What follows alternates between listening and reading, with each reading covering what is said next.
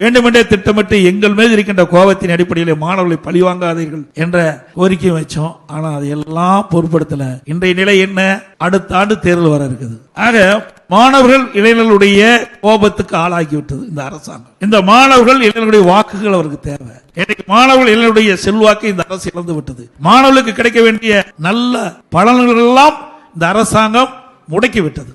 அதனால் அந்த கோபத்தை தணிக்கின்ற விதமாக அடுத்த ஆண்டு நடைபெற்ற சட்டமன்ற பொதுத் தேர்தலில் இந்த மாணவர்களுடைய வாக்கு தேவை. ஏன்னா ஓட்டு போடுகின்ற வயது, ஓட்டு போடக்கூடிய வயது கல்லூரியில் படிக்கின்ற மாணவர்களுக்கு தான். அந்த முன்னிட்டு தான் இப்ப 10 லட்சம் பேர் கொடுப்பதா அறிவிச்சிருக்கிறாங்க.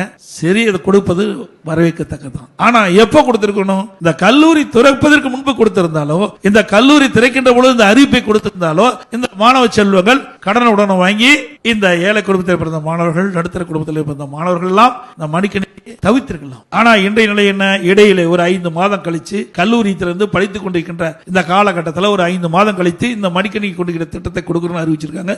இன்னும் கொடுத்த மாதிரி இல்ல, அறிவிச்சிருக்கிறாங்க. கொள்முதல் செய்வதாக பத்திரிகை செய்தி.